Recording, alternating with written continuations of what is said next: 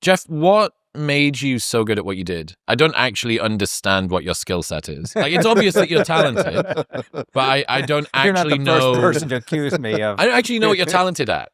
I'm not sure I am either. Let's see. Certainly a good storyteller.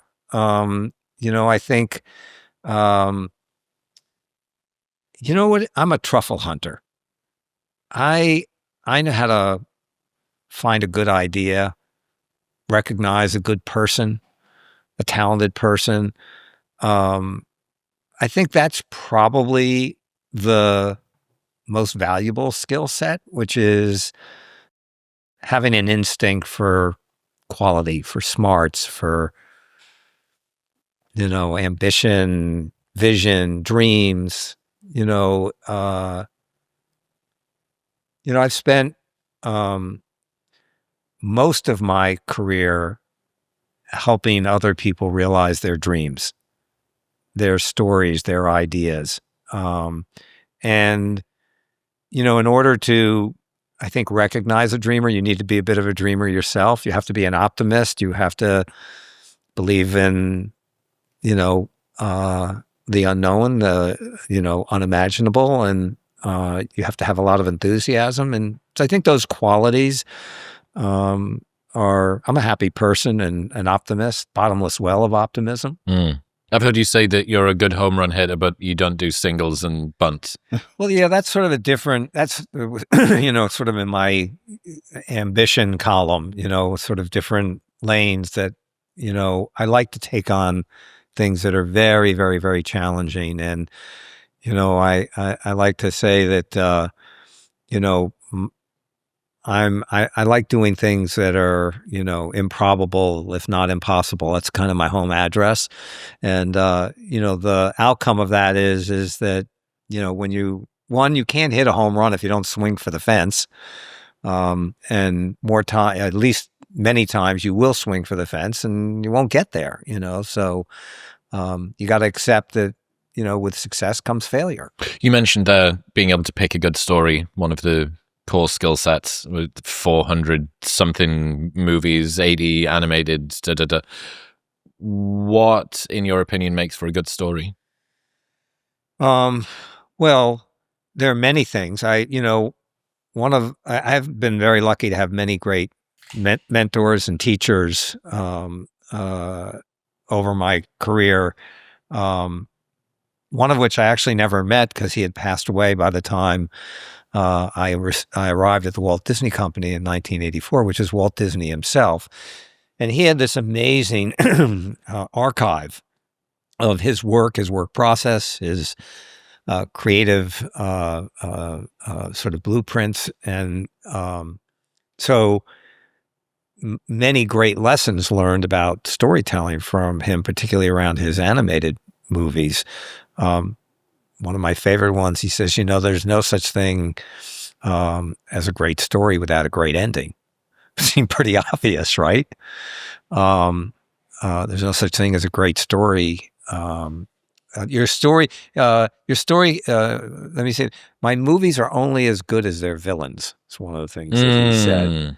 And you think about that through, his filmography, and it's pretty extraordinary. And so, for me, I look at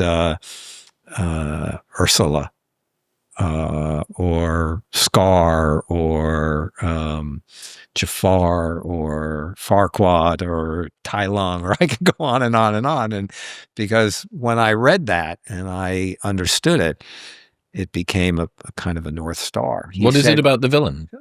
Well, the better the villain, the greater the challenge for the protagonist, right? So, whatever you have to overcome, whatever you have to defeat, the greater that is, the greater your victory is in it. Walt Disney said, "I make movies for children and the child that exists in every one of us." That's kind of the North Star of the company. It was for him. It was for my decade there. It continues to be today in it. And so lots of these great lessons along the way around storytelling and what are the essential ingredients of a great story. It's interesting to think about the ending. There's this great idea from psychology called the peak end rule, which you might be familiar with. Daniel Kahneman, who won the Nobel Prize, found that across a person's memory of an experience, the most memorable parts were the peak intensity, the highest, and then the end. So they did this study with colonoscopies. In one iteration of the study, people went through it, and you can tell the amount of discomfort by the amount of movement, and they were asked to rate the discomfort afterward. How did you remember it afterward? In the next iteration of the study, different cohort, they did the exact same, but then just left the endoscope in for a while, but didn't move it for a couple of minutes. So the final part, the end of the experience, was less discomfort, and the self-rated after the fact pain was lower. So implications for that: if you're a comedian, finish on your best joke. If you're a rock band, finish on your biggest song. If you are making a movie, finish on an emotionally salient, real high energy, sort of feel good. As you were explaining this, and I was imagining all the different things that I could respond to you around colonoscopy, and I just thought, you know what? Just leave that one alone. Yeah, but yeah, it's really true. It's really true to think about. Well, if you've got this compelling protagonist, but you don't have somebody that sits up against it, what's the victory? What's the mountain you're climbing? I'm interested in the role of taste. It's very difficult to define, like the ability to choose between something that's good and something that's not good.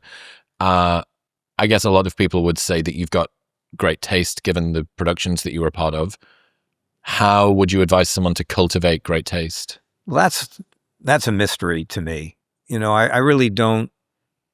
I don't know how you define taste. I don't know how you acquire taste. I've been, so lucky to be around people of exquisite taste my whole life. And I guess just maybe it just sort of rubbed off or something, because I have no idea. My mom was an artist. I think she had good taste, crafting and creative. And then along the way, different people in my career had obviously extraordinary tastes. That's the mystery. I know that all of us always are so interested in the mystery of, like, well, where does talent come from? How did Elton John know how to just sit at a piano and with just lyrics in front of him that he's never seen, never read before, that Bernie Taupin would do it, and literally just create? Where does that come from, right? Where does that? And I mean, we can talk about great athletes and things that that they achieve, and you just wonder, how can Steph Curry, just shoot that ball, from the 3-point, world, like, how does Messi do what I have no idea. That is one of the great mysteries of where does unique or exceptional or special talent come from. Observing it and wanting to know in others, certainly have no idea for myself. There's an Elton John diary entry, which is maybe one of the most legendary diary entries of all time. It says, "Woke up, watched Grandstand, wrote Candle in the Wind, went to London, bought Rolls Royce, Ringo Starr came for dinner." Like, that's a good day. Yeah, it's not a bad day. It's not a bad day. But there are many, many wonderful artists that I've had the privilege of watching. Guillermo del Toro, the writer, filmmaker. He's a philosopher. He's a poet, and I could just sit and listen to him all day long. Where it comes from, his life experiences, his knowledge, his education. Where do those moments come from? And obviously, I've spent decades in partnership with probably the greatest storyteller of our lifetime, Steven Spielberg. What's it like working with him? Dazzling.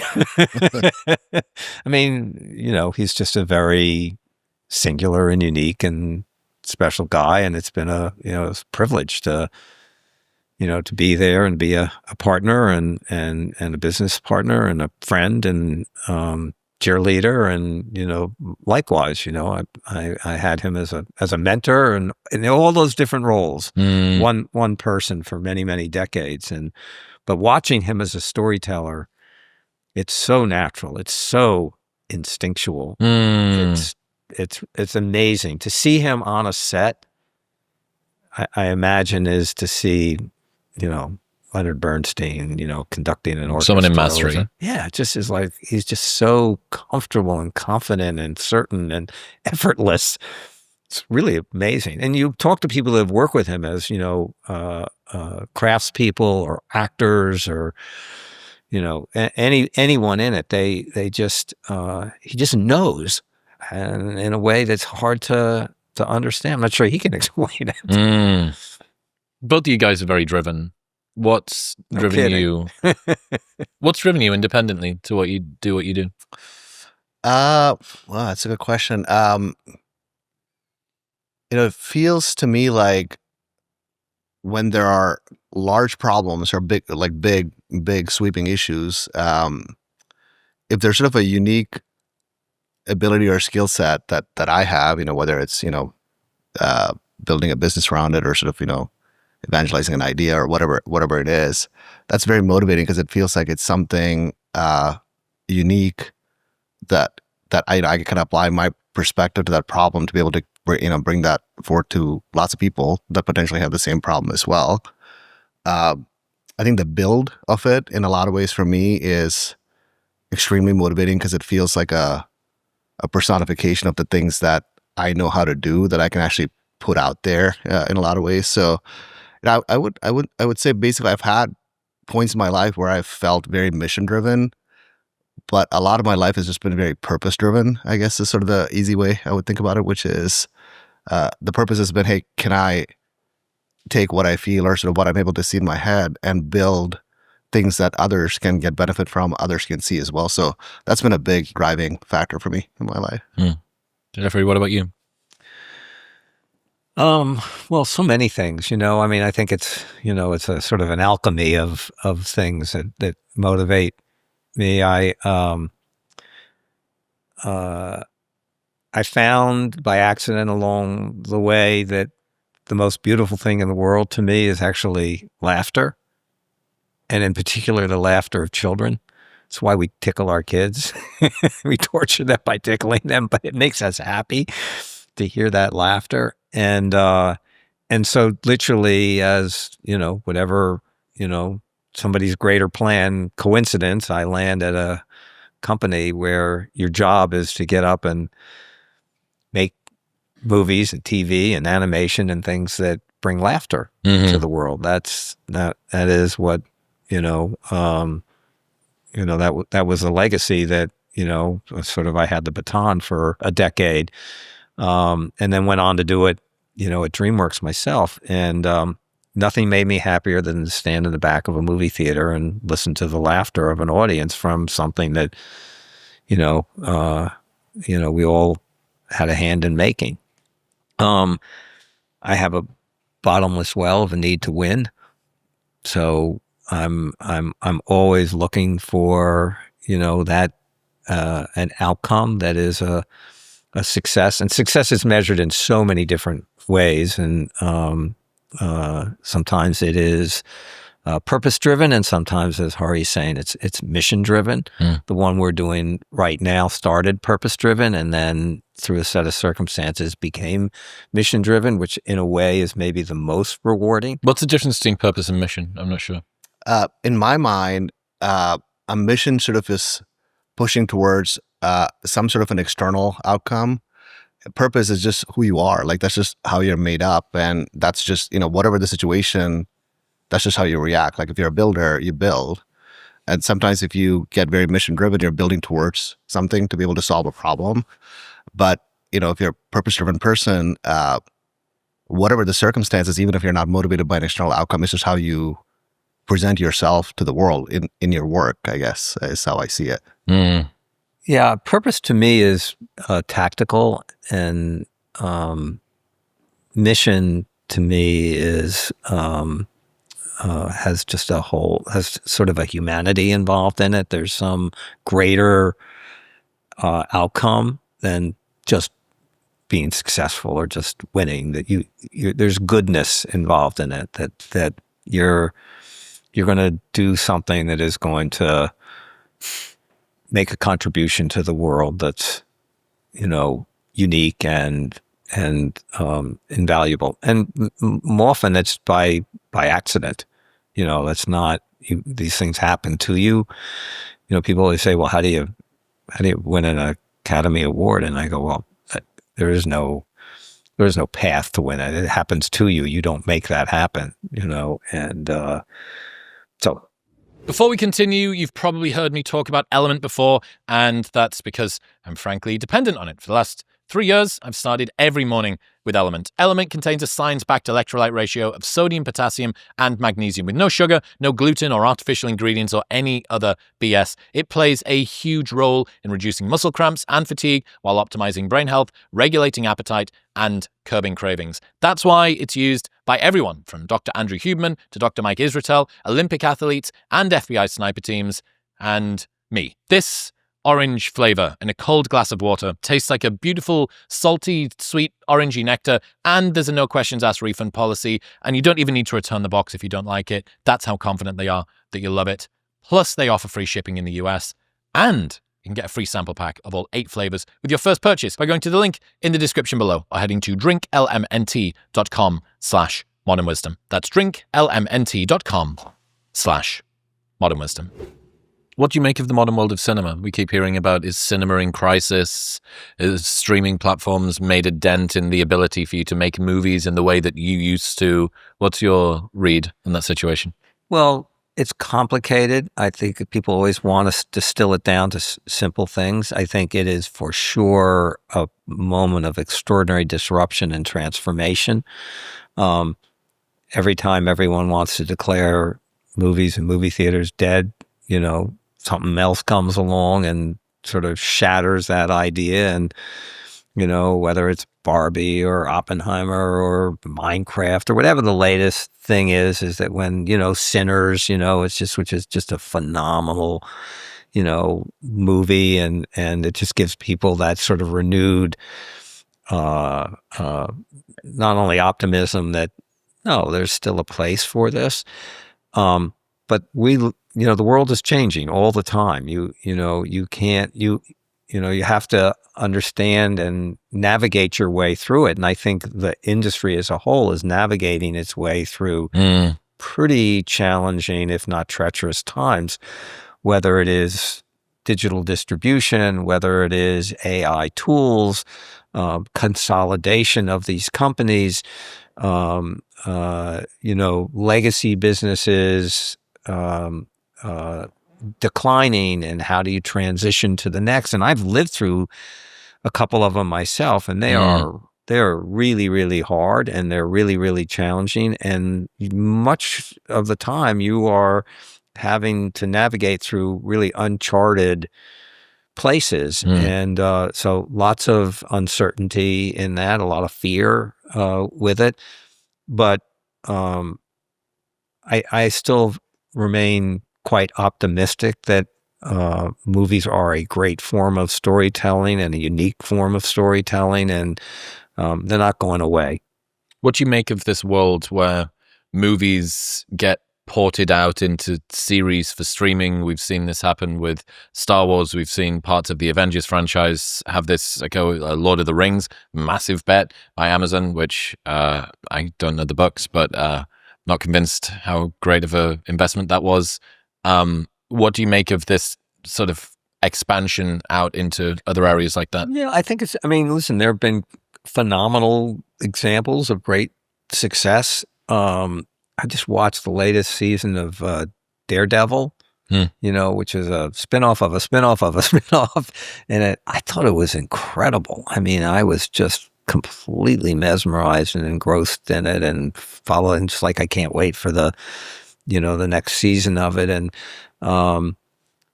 it just, I've been now almost a decade of Handmaid's Tale, and watched the latest episode last night. My head almost exploded. So I thought Sinners, as I said, was just a remarkable movie, and oh my gosh, you got to. I mean, it's an incredible performance. It's incredibly made. It's beautifully written. It's special, and the audience, somehow or another, they knew it, they sensed it, they got there, the word of mouth of it, and so, again, I'm an optimist in this, so, also it's not my job anymore, so it's easy for me to be sidelined, to be outside, and, yeah, exactly. Like that old Monday morning quarterback, and I'm sure many people in Hollywood. Tell you what's interesting on that movies going to series is the inverse, which would be Peaky Blinders. Oh my God, one 4 of my series favorites. That's going to finish the entire narrative arc with a movie. Okay, have you seen Mobland?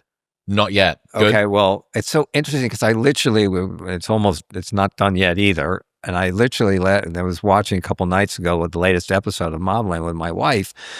And I sit there, I said, this really just feels like the modern version of Peaky Blinders. It's one of my favorite shows of all time. Oh my God. I mean, even with like a lot of these shows that have repeats, they get reset in time, like as like the sort of the modern patterns change, like the 5 versions of Spider-Man. Like you go look at the old one and look at the new one. It's really interesting because it's much more mapped to the current zeitgeist, like however people are thinking about it. So a lot of those elements, as there's like a new generation of people that are sort of re-engaging with superheroes and stories from the past, to me, it's like a nice connection point with my kids. This was what was happening when I was young. This is what is happening now you are young. Yeah, exactly. And so, it's the same story, but just told a completely different way, but it's something we can connect over. We can talk about it. That's a really, really good point that you have when you run it back with a movie. What is the cultural milieu at the moment? What's happening? What are people worried about? Yeah, like what the are their old fears? Superman, well, my son looks at it and says, well, why does it look like it's, cut out of like cardboard? It's like, probably was. Yes. At the time. Like, so it's sort of it's a cool moment that kind of brings people together as well. Well, how many movies now have got some lone wolf AI powered evil? It's the Jafar of 2025, powered by ChatGPT. Yeah. Why is that? Well, it's because people have got concerns about the sort of ascendancy of AI. There's issues to do with inequality a lot of the time now. So you're looking at what's happening from a working class perspective, what's happening from an upper class perspective in a way that may not have been done previously. You've got much more complex villains, right? Suicide Squad was bad guys being bad but needing to be good in order to stop worse guys from doing something. That's not... That math was very good. Yes. I just want to say that is beautifully done. Do you hear that? Very good. What would you do if you were in charge of the Star Wars franchise? It seems like that's something that's on treacherous water right now.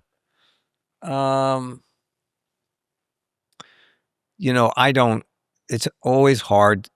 I mean, I think that to stand outside of these and to be, I don't know enough to know, but George Lucas, along with Steven Spielberg, among the greatest storytellers of our time, and I think probably getting back closer to its roots is where it will find its authenticity. And Andor's again, you can see glimmers of brilliance. And I'm saying glimmers, it's not a glimmer, it's that's a glowing light of North Star of something wildly entertaining and wildly successful. So the movies have seemed to have struggled a bit, but my guess is I would go back to the Bible and, find my aspiration, inspiration, and probably roadmap by getting back to its roots. Yeah. You were asking earlier about this sort of switch in media, like maybe you start with the book, then you go to a different, sort of a medium for a story. It's really fun. With my son, during COVID, he's a little guy. He's probably 3.5, 4 at the time, and he got obsessed with Star Wars, like the story of Star Wars, and a lot of how he interacted with it was with the Legos video game. So that's how he started, was like playing with me. So it's like a way that we would connect with, like, go through the story. You go through all 7 in the game. In the game, like, he'd literally go through the entire book, with the Lego characters, basically, right? Wow. And then he got like super interested in it. He's like, oh wow, like, this is cool. It's like a good story, and I know all these characters. Now he's like, oh, can I watch the movie? Which, again, for a 5-year-old or 4.5, 5-year-old, it felt very advanced. But since he'd gone through that, now he was like, oh, I know these characters. I understand what's going on. So he was excited about it. But what's interesting is, whether it's sort of the game or when I watched it or when he watches it, like, the heart of the story is just the power of light over dark. That seems to come through, and it seems not sort of time specific or media specific. It just seems like, as long as you can get that through, like, it just captures the audience. And I totally hadn't thought about the, I know that the movie industry, the music industry, and the TV industry, I think all of those combined is smaller than the video game industry. I think that's right. Which, tells us everything you need to know about how well video game designers understand human behavior. Yep. They are better able to, or maybe that's maybe not fair. The degrees of freedom that video games are able to play with are able to access human psychology. You're in the story. Yeah, you're part of the, you're a protagonist in this. But I mean, look at GTA 6. Yeah. That thing is going to, so there's a great Reddit post. I'm always skeptical about these burner account Reddit post things, because you think, how legitimate is this? But it was somebody who claimed to have worked at Rockstar throughout most of the process of this. And they were explaining about why the delay. The single player campaign's been ready for 6 months now. It is completely bulletproof. Everything's locked off. But the online experience, that they knew GTA Online was going to be this huge thing. Apparently they're prepping for 70 million concurrent players on launch. 70 million concurrent players. It will be the biggest event launch of any entertainment property ever.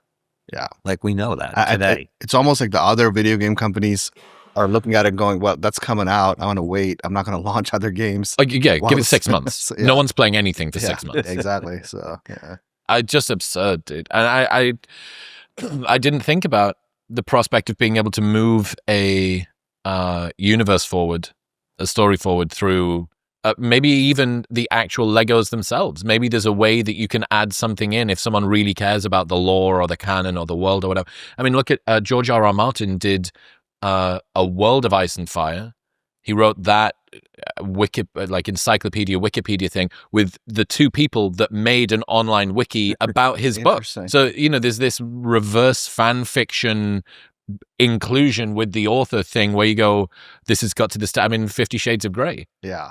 Starts off as a fanfic and then gets turned around and you go, okay, we've gone full circle here into a movie that was maybe even bigger than the thing that it meant to be copying originally, which was Twilight, I think. So, it's cool. It's cool to see this. I swear we were talking about something else that had some other fan fiction that had been converted into something else. So, yeah, here not only are the mediums changing, but even the direction of contribution from creator to audience, and then the audience starts to sit on the other side and comes back in. It's wild. Yeah, it's very interesting. I'm interested. Both of you guys have had to leave old chapters behind a lot. What have you learned about reinventing yourself or dealing with change well? You go first. Well, it's hard. It's not easy to kind of go back and look at something backwards very objectively. So that's one thing I've learned now over the years is, when you look back, can you distill some number of years where you were doing something and not necessarily look at it and say, here's all the things I did wrong, but, distill the lessons from it and say, here's some great things I learned and how do I apply this to the future? I think the big thing for me that's always been beneficial is I'm a curious person. And so I have a lot of humility around learning. And so when I approach something, even if it's something related to something I've done in the past, can you go in there with an open mind? Can you go in there sort of, wanting to absorb knowledge because there might be new things because times have changed. There could be new things because it's a new area. There could be better experts or people that know it better. So can you apply or can you sort of approach it with humility where the process of taking all these things you've distilled from things you've done that you've learned something from and now absorb a lot of new things around the next thing you're going to do. And so I feel like that compounds. Like for me, I feel like the older I get and the more things I do, somehow I seem to both enjoy it more, and I feel like I might actually be slightly more competent now because there's this interaction of things that are my own learnings and this desire to want to learn more as well. That's sort of a nice central point for me. We'll get back to talking in just a minute, but first, if your workouts feel flat, your recovery's slow, or you've just been feeling off, it might not be your training plan or your diet, it might be something a bit more boring, like your testosterone. So, if you're not performing in the gym or the bedroom the way that you would like, or you just want to improve your testosterone naturally, Tongkat Ali is a fantastic research-backed place to start. And when it's stacked with zinc, this can make a huge improvement to your testosterone production, your strength, your recovery, and your energy, which is why I'm such a massive fan of Momentous' zinc. It supports testosterone, boosts vitality, and helps keep everything running like it should. And if you're still unsure, Momentous offers a 30-day money-back guarantee. So you can buy it, use it every single day for 29 days, and if you don't love it, they'll give you your money back. Plus, they ship internationally. Right now, you can get 35% off your first subscription and that 30-day money-back guarantee by going to the link in the description below or heading to livemomentous.com/modernwisdom and using the code modernwisdom at checkout. That's livemomentos.com/modernwisdom and modernwisdom at checkout. Navigating change is something that I think a lot of people are sort of dealing with at the moment. I've got this is a very nascent idea, right? So it might be total bullshit, but we can stress test it today. We'll call you out. Don't worry. Good. I figured you would. I think that we are at a interesting post-COVID arc now, more interesting than we have been maybe since everything reopened back up from lockdown. I'm noticing it amongst me, a bunch of my friends, a bunch of the people that I work with, just stuff that I'm observing. I think a lot of the liberation or constriction that people went through around COVID, which caused change, right? Some people didn't have to go to work. I was a nightclub promoter, and all of the nightclubs got shut down, so that was a big change for me. But also, that meant that people started working from home, and some people felt liberated by that. I know the company that owns C4, the energy drink, they, in a desperate attempt to try and get people back into the office, built a $40 million campus in Austin. It's state of the art. There's an on-site chef. You can get your VO2 max tested. There's body work, and people wave sage around and stuff. It's still pretty difficult to get people to go back into the office. But I think that one of the things that we will see, or that I'm just like early onset noticing, I think people are getting sick of not being around other people. I think that it's human. It's human nature. People want to be connected. That's why when you talk about movies and movie theaters, it is one of the true great connectors. The shared experience of being in a movie theater, that shared laughter, that shared fear, scare, the roller coaster that you're on. I don't care how big your TV set is or how good your screening, is in your home. That shared, that communal experience of, going on a journey in a movie is exceptional. Sporting events, music events, that, all of those things have never been bigger. Right? Concerts, going out to concerts and stuff. And so, yeah, I agree with you. I think there is that sort of rebound, if you will, out of that area of isolation. Human beings need other human beings. We are a social beast.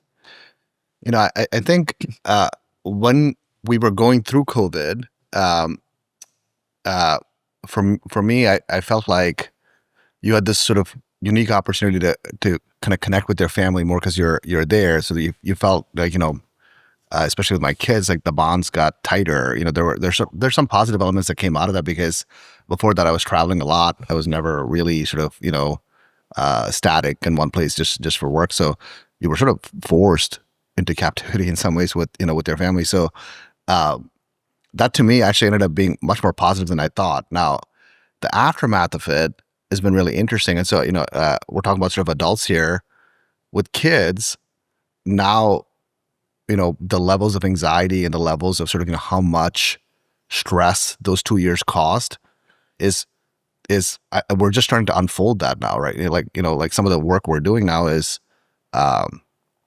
around some of the mental health challenges that these kids have that are ramped up and amplified. So if you look at the stats, you see the steady escalation of things like emotional distress and stress, depression, anxiety for adolescents, something they've always had. It's sort of climbing up. Those 2 years, and it's the cohort, and it's really almost like 3, almost 4 years, and it's that cohort that you can see how as they are aging. And now they are, when you take the 5 and 6, 7, 8-year-olds who are now 9, 10, 11, 12-year-olds. I mean, it's insane. You can see there's a pattern of behavior there. So like the levels of anxiety are higher than ever. Kids using negative coping strategies like cutting or restricting calories, like those types of things have become massive. And any medical professional you talk to will tell you that, hey, something happened during COVID. Like we can't quite put our finger on it, but things are going, they were kind of bad and they were kind of climbing up a little bit, but 2 years of compression, then it just went up like this. So I do think we did some long-term damage in some of our choices during those 2 years. We had sort of in a very idiosyncratic way for our family, like we had some positive things that came out of it. But I think for the entirety of the population, having these kids that are meant to be out there social, interacting with their friends during these developmental windows of time, putting them sort of in a sort of a contained environment, I think we did a lot of damage there that is just starting to reveal itself, is my view. So. Let me add another level of complexity and reason to be discontent. I had a great conversation with this guy called Dr. Paul Turk. He's just written a new book. He's an evolutionary pediatrician. So he looks at child rearing from a developmental perspective and also from a medical perspective using an evolutionary lens. So looks at hunter-gatherer societies and then compares how children would have been raised previously to now. And one of the big differences that you have between developmentally, ancestrally versus now is that you would have mixed age cohorts of kids playing together. So I understand and I agree. You lock kids that are supposed to see other children's faces, facial expressions in a house, try and teach them through an iPad. They don't get out. There's mum and dad are stressed with, they don't know what's going on. All of this stuff. Tons and tons of stuff that can go wrong. But even before that, you have primed kids. They would not have typically played. There wasn't enough kids around that were also 3 to have had an entire group of 3-year-olds. There would have been a 3-year-old with a 5-year-old and an 8-year-old, and there would have been girls and there would have been boys. And there's just a much more mixed group, which I think expedites learning for the younger kids and expedites learning of care for the older kids. So you have this sort of switcheroo thing going on. Whereas if you've got a classroom of between 10 and 30 5-year-olds, so well, everybody's going to be at a similar sort of developmental trajectory. And then when you roll that even more and you think, okay, let's compare that ancestrally, that's a bit restricted perhaps to what we would have been used to. And now we can turn that up to 11. So it doesn't surprise. I mean, look, given that, especially for yourself, you tried to make kids happy for a very long time, I imagine that you're quite concerned about what's happening with their mental health now. Hugely. I mean, it is so bad, Chris, that we are seeing the pain and damage that is being done to a generation of kids. Jonathan Haidt wrote a great book about this, but it's the world that we've been working in now for the last 2 years, and it's why we've become mission-driven. Aura, which is a company that Hari founded, started out about how do you bring security to us for consumers online. We're all online all the time in this, and we have become, more and more and more vulnerable. If I came to your home and robbed your home, I'd probably get a little bit of jewelry and no cash and probably some electronics and stuff. But if I broke into your phone and I got your Social Security or a credit card or a bank account, I could do extraordinary damage to you. Criminals go fish where the fish are. And if you look at the statistics, just here in America, 3 years ago, home robberies was just over $3 billion a year. And digital theft was just under $3 billion a year. This last year, now, home robberies are just over $4 billion, and digital theft is over $15 billion. Right? So all of us are getting assaulted left and right. There's no one that you talk to. I promise we have, raise your hand in this room. Somebody has been scammed, phished, something negative has happened to them. We have one of our cinematographers here shaking their head. And if you haven't, then it's somebody in your family that has. It's that much of a tidal wave of problems. Well, that was great. And that was, I would say, a great a need, and there was an opportunity to go solve this problem for consumers. Many companies were out solving it for enterprise, for companies, where we would hear about, JCPenney getting all of their data stolen, and this one and that one. And Sony had a huge breach. Oh, yeah, right? huge, right? So lots and, billions and billions of dollars invested in cybersecurity. But for everyday people, not so much at all. There's been very little innovation. And that was the sort of brilliance that started Hari on this of building Aura. But then, and I want him to tell his story, 2 years ago, he had a 13-year-old, and he should talk about his own experience, because this is where the mission-driven part of this kicked into gear for us. Yeah, look, I think we were talking earlier about purpose versus mission, right? And so I think being purpose-driven, you see a big problem, you say, look, I've got the skill, I'm going to go try to solve it. The mission part of it, again, for me, with one of my 4 kids, again, this is sort of like the post-COVID thing we were talking about.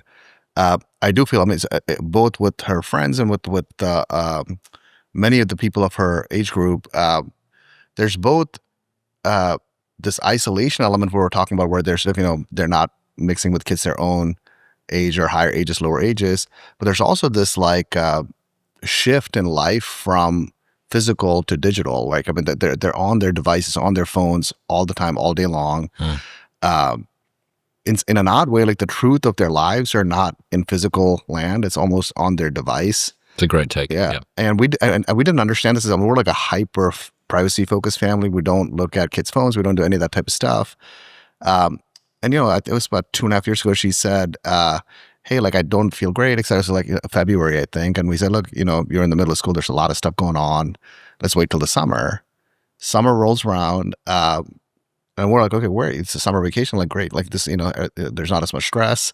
It actually went the opposite way. She went just completely dipped. It was hard to get her out of bed. She was not in a good headspace, severely depressed. And there was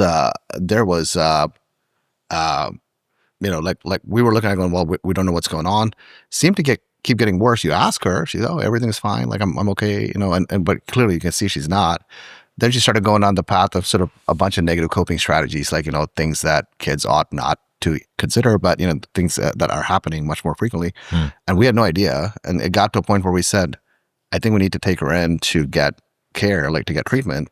So we take her in, I drop her off, and I would say probably this is one of the hardest things I've ever done. You take a kid, you drop her off at a facility where you feel like she's struggling and you don't know what to do. It's you don't know if you're doing the right thing. Come back home, they don't let kids keep phones at this facility. So that's the first time I actually looked at her phone, and I said, I can't believe this. This is insane. How could we not know? This kid's going through so much stuff. There's so much happening. She's struggling with a lot of stuff, completely invisible. We could not have guessed. And we thought, well, are we terrible parents? How could this have happened? So that's when we started looking around to say, hey, is this just us or is it happening? It's everywhere now. I think people are starting to talk about it more and more, but the stats are staggering. And so it's an epidemic. And this experience that, make an analogy, go back here. When I was growing up, my parents knew where I was, what I was doing, and who I was with. Today, you can have a child teenager sitting across the table from you, and you actually don't know where they are, what they're doing, or who they're with. They're on the device. They may be physically here, but they're not. They're somewhere else. And so from a parenting standpoint, for so much of the things that we need to do to help our children navigate successfully through all the things that we all go through, drinking, driving, smoking, drugs, sex, that's life. And as parents, you have tools, you have insights, you have the ability to help navigate your kids through that. And what we have found is when it comes to social media, there are no tools. And parents are actually right now, they're blind. They have no ability to see what's going on. The analogy I use is that when your kid is going to learn to drive, you get a learner's permit, you go to a Walmart parking lot where there's nothing around, and you help onboard them. You teach them. You show them the rules of the road. You show them how to respect a vehicle and how fast it can go and how long it takes to stop and all of the various things around it. And there is this process. It actually takes several years before that first moment of a kid sitting behind the wheel of a car and you're giving them the keys to the car and say, you're good to go. I know you know the rules of the road.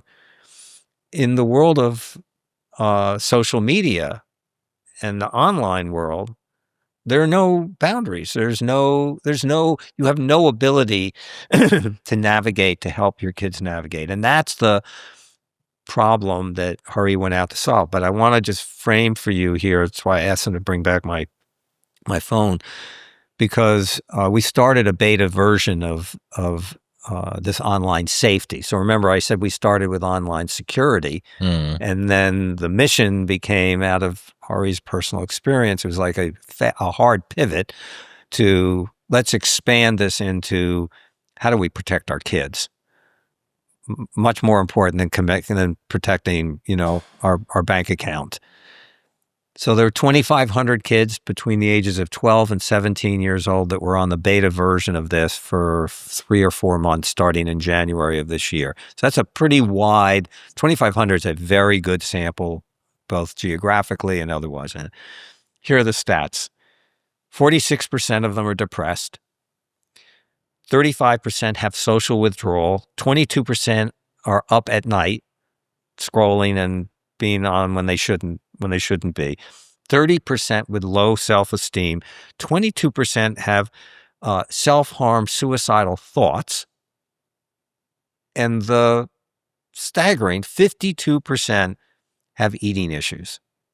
So 80% of girls 18 years old and younger don't like their body shape. 80%. 80%. And more than half of them are doing things that are unhealthy or harmful as a result of that. Have you got any idea? I mean, those are shocking stats, but I always wonder about what the base rate is with stuff like that. Have you got any idea what this would have been like 30 years ago? Yeah, so it's really interesting. There's actually stats that, they publish every year around this. The increase pre-COVID to post-COVID, like we were talking about from before it happened to now, in many of these areas are like several 100%. Because it was really interesting, because you asked a really interesting question, because I actually had the same question, which is, hey, like, are we now just better at talking to our kids or identifying these things? Is this just an endemic part of being a teenage girl? Yeah, but now we can see identify, it. right? Yeah. So this is the same question I had, and I was like, well, is it that now it's become more normal for kids to talk about it, or the parents much more in tune with it? So we actually went to Boston Children's Hospital, who's one of our big partners, and we said, hey, this is sort of what we're grappling with. What are you guys seeing? Like, what are you seeing out on the floor? What are you seeing in the ER facilities, et cetera? Their view, and this is now pretty universal with every hospital, is we're not sure what's going on. There was sort of life before COVID, life after COVID. Life after COVID, if there were 10 kids coming in that had cut themselves so deeply that they needed care, because especially with girls, one of the coping strategies they go through is cutting, which has now become very, very prevalent. Like 11-12% of the girls cut. They said, there's like 10 in a week. Now we're seeing 100. So to me, I was like, wait, like something is actually happening here. Like something's happening underneath. Is it a combination of social media, kids being on smartphones, the compression inside COVID land? But the data is very, very clear. It's not self-reporting. It's not us identifying more of these cases. Something got messed up. Like it's hard, and we can't quite tell. Again, I think it's unfair to say, hey, like, the phone made it all bad. It's causal, that type of stuff. Like, I don't actually believe that. I think that there are many benefits that come from the technology, but I do think that some of these side effects get massively amplified. And, like with my daughter's 8th grade graduation, the kid that did the speech, her speech was about how she'd been cutting herself for 2 years. And now she's really excited that she's over it. They do figure out, they find their way. Many of them find their way through it.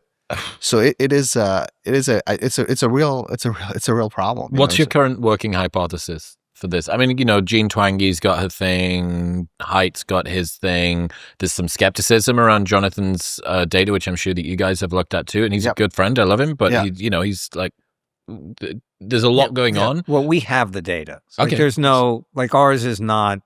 This is not our interpretation or projection of it. We're actually just seeing hard data. We had 2,500. Now we've got 10,000 users on it, and we're so when it comes to a mechanism, what's your just some potential sort of causal explanations of what you think's going on here, or global altogether type thing? I mean, I can kind of give you my perspective. Again, this is just a perspective, so take it for what it is. I think that we started giving kids smartphones, so if you look at sort of the growth of smartphones and sort of the growth of emotional sort of negativity, there's clearly, it looks very, very correlated. Like one's going up, the other one's going up as well. So it almost seems like when you unleash something, for it to get to a critical mass and see the follow-on effect of it takes some time, right? I mean, it's like opening Pandora's box in some ways. Like you open it, it doesn't destroy the world right away. Like it takes some time for things to kind of get around and actually kind of, make things rough. So I think we've hit this like critical juncture now where the amount of time that kids are spending on these, the amount of engagement they're getting from a lot more content that's now available, it's hit a tipping point now where, and there's enough proliferation of that across the world that it's starting to now percolate up. There's always like an underlying theme as kids are going through adolescence. It's hard. It's just hard being an adolescent. So there's this amplification element. There is enough of this happen for enough time now that we're now seeing the impact of it. I think it's been building up, by the way. I don't think it's accelerated. It didn't. There's no question that when you just see the amount of, the devices themselves, in terms of usability and interactivity, effectiveness of being compelling, and the effectiveness of being able to, reach people and to communicate with people and to bring them into different places here. There's so many good things that we can talk about, and so we're not here, looking at social media and saying that it's this bad, evil thing. There's just a dark place in it, and our kids are particularly vulnerable if they are not helped in navigating their way through it. I think in some ways, I think we've kind of hacked ourselves, right? I mean, that's what's happening. Like, I mean, you literally have like 10 million engineers whose entire job is to get you more plugged into apps and devices, et cetera. I mean, that didn't happen when we were kids. That wasn't a thing, right? I mean, now you've got, and again, there's no shade, but again, like we set up the ecosystem. We told a bunch of really smart, I mean, incentives are going to incentive. Exactly. Right? We set up the incentives where you say, I mean, if you're a big social media company or doing your earnings. Maximize time on site. Yeah. If you're doing your earnings and you say, guys, like we did a great thing. Like, we made everybody super healthy. Mm-hmm. We made everybody super healthy, but our profits people choose the things that they want to do. If they didn't like it, they wouldn't choose it. And so it's asymmetric warfare, though, so it's not quite the right metric to use. Yeah. So I think that we set up the ecosystem, we sort of empowered smart, sort of ambitious people to go in and start hacking us in some ways, right? And so that's happened long enough, and there's been enough sort of medium through which you can kind of get this out, which is whether social media, smartphones, or some combination.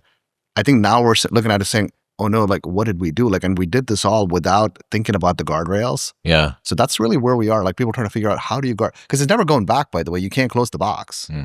This episode is brought to you by Nomatic. Summer is here and travel season is in full swing, but let's be honest, your backpack was probably built for a school field trip, not international adventures, which is where Nomatic comes in. I've been able to travel the world with this bag right here because it's designed by people who actually understand the chaos of being on the move. Everything has its place and no space goes unused. It's compact enough to fit under the seat, but somehow fits everything that you need when you're on the go. And if you're still on the fence, that product will last you literally a lifetime, the lifetime guarantee. So this is the final backpack that you'll ever need to buy, and you can return or exchange any product within 30 days for any reason. So you can buy a new bag, put your possessions in it for a full month, and if you don't like it, they'll just give you your money back. And they ship internationally. Right now, you can get a 20% discount and see everything that I use and recommend by going to the link in the description below or heading to nomatic.com/modernwisdom. That's nomatic.com/modernwisdom. What's your proposed reason for why it's getting worse over time, despite the fact that kids have had social media for a long time? Is it that the current 15-year-olds have had it for over a decade? Is it simply time under tension? Is it the effectiveness and how compelling these are? Is it the distribution? Like, what do you think is going on here? I definitely think distribution has a big part to play in it. And I think that the way we're targeting now has gotten much smarter, right? Yeah. So basically, like, let's say, you tell some social media platform in some way, whether it's sort of talking to it or, you clicking on a piece of content that you like car wrecks, or maybe you're doing a project for school and you say, I want to look at a picture of a car crash, right? You look at it and now all of a sudden the engine says, which is a lot smarter now than it was 10 years ago, oh, you like car crashes. So the next thing you scroll up, I'm going to show you another car crash. Oh, here's another variant of the car crash. So now you're sort of in this cycle of feeding that neural pathway with these things that kind of continuously, like with most of these kids, by the way, you like look at them and say, did you actually want to see that? Many will say no. There's a great book, Human Compatible by Stuart Russell. Yep. Yeah, have you read that? I have, yes. Yeah, phenomenal. So Stuart wrote the textbook for AI, probably not anymore, actually, I guess, in the modern world of LLMs, yep. But this thing got translated into pretty much every language on the planet. And if you wanted to learn how to do coding and how to do AI, you're going to read Stuart's book. And he wrote a couple of sort of popular normal people books. And I learned this fucking terrifying thing from him. It's so interesting. There's two ways that algorithms are able to better predict what it is that humans are going to click on. One is to be able to become increasingly accurate at working out what it is that Jeffrey's going to press on his phone, right? Like that, this is, I get closer and closer toward your preferences, and I deliver to you things which are tighter and tighter aligned to what that is until it's a perfect overlay like this. That's the first one. The second one is that the algo nudges your preferences so that you become more predictable. Mm-hmm. Mm-hmm. And this bi-directional relationship, because this is the crazy thing about any kind of optimizing function, right? It's like, get people to click. Yep. Okay, well, you're not saying how. It's just going to do a thing until it works out. And this is how you get, was it Move 14 in that Lee Sedong Go game? Where no one could actually work out. Yep. So why did you do that? It's the reward system. Yeah, that's correct. You can't. You get these sort of really orthogonal moves that nobody could have predicted, and one of them would be, well, you can become better at predicting what the user wants, or you can make the user more predictable. Yeah. And the fact that algorithms are reprogramming users, and this I think explains a lot of polarization, extremism in beliefs. And Chris, human beings have dark thoughts. Little human beings, medium human beings, horror. Old human beings. Yep. We do have dark thoughts, and this will send you down the rabbit hole. And once you go down that rabbit hole, you can get into super, super scary territory. And we just need to. We need to give parents the tools to help children get a learner's permit, get their driver's license, and get on the road safely. I mean, I think intuitively kind of people have figured this out, right? Which is basically, create a neural pathway for a certain kind of action, eliciting a certain kind of reaction. just by observation, like you're saying, right? Which is, hey, like if I did this thing, what are you going to do? Like, oh, can I now measure it, and can I create the probability around it to see if you're going to do it again? I'm going to keep doing that, right? So I think that what's happened now is we've gotten really good at that. Over like decades and decades of, many people doing lots of programming, et cetera. And then what do human beings do? You commercialize, right? So now you figure out, okay, well, we have the skill. We got to go figure out how to commercialize it, which means I need more people to look at my thing. That's my main mode of commercialization. And it turns out that kids are, easier to program than perhaps you or me. Okay, right? so let's just sort of dig in for a second. I think about, look, Australia's got a social media ban now for under 16s. Yep. It seems to me that although what you guys are doing with Aura is great and necessary, that the nuclear option is just to go, like, no social media for anyone under 16. Yeah. I mean, you could probably, for males, you could probably look at no social media under 25 and make a justification for that, right? Prefrontal cortex still developing. Mine feels like it's still going now. Why should we not just be putting all of our efforts into lobbying the fuck out of government to say no social media for anyone under 16? Well, I mean, I think besides the practical elements of can we actually pull it off, right? Which is, again, a whole nother question. We invented it because there was a reason. There's a human reason why this thing came to be. Again, like most things for human beings, we push it to the edge and then we push it beyond the edge. And that's just how, we're all wired. But, there is, there are kids that, are very introverted. There are kids that, want to have a community, that there are kids that want that have that desire to connect with other humans. To learn, to see things, to explore the world. So there is a real need there. It's just that, like everything else, we just, You think about the access to knowledge that comes with being on this device, and the fact that that is, that barrier just goes down to almost, you could be on the Masai Mara in a, in a hut there, and you could actually now have a device in the hands of a kid with the ability to learn and to see and travel the world and travel through history. And surely the vast majority of teenagers are not spending most of their time on their devices getting it to explain Charles Darwin's Origin of Species. They're not. But so let me ask you this. So how many hours would you think a kid spends on their device per day? Like somebody between, call it 11 and 18? 6. About 8 hours. Right.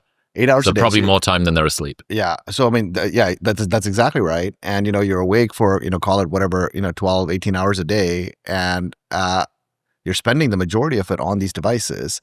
And it goes from spot to spot. There are, you actually do see kids are spending time learning. They're using Google Class. They're using things to make themselves more productive. There's more language, Duolingo. Duolingo. We can go on to so many good things here. So this idea that you're just going to ban it, for under 16. That's like saying don't drive. Yeah. But would there not be a way to, I'm not talking about banning phones. We're talking about banning social media. Like how much is Instagram, TikTok, Facebook? How much are these platforms really facilitating learning? I mean, I think they facilitate more connection than learning. I would say that's one thing. But like even take this analogy of driving a car, right? I mean, you can take, and this actually, we're seeing this in the stats too, but if you can take multiple approaches here, which is, hey, like driving a car is a scary thing, right? Don't drive the car till you're 25. That's one approach, right? Which again, has its sort of sets of repercussions. There's one that says, hey, driving a car at 16, but then going through these stages so you have a healthy relationship with cars, healthy relationship with safety is sort of another approach. But the way that came about was regulated, right? I mean, if there's no regulation, nobody's wearing a seatbelt, right? I mean, so in some ways, your question around, hey, why doesn't the government intervene and do something about it? I think it's a good question. They should, because this is now sort of an epidemic level issue. The Surgeon General's letter 2 years ago was literally about this issue. They were like, this is the nation's largest epidemic at the moment, mental health for adolescents.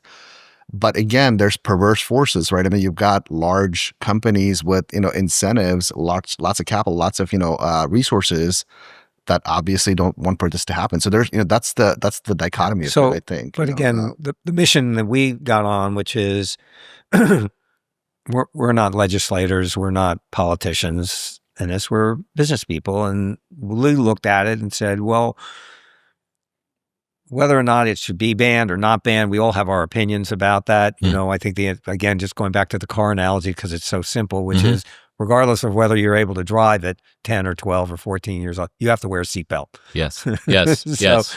And so our ambition was parents are good at parenting when they have tools, then they have knowledge. And so for our goal was, let's now use what is the state-of-the-art technology today, which is phenomenal. Again, this is the positive side of it, which is the things that we're able to do today using AI are to be able to read sentiment and insight and observation as opposed to spying. Because if you spy on your kids, if they're gonna find a way to circumvent this, right?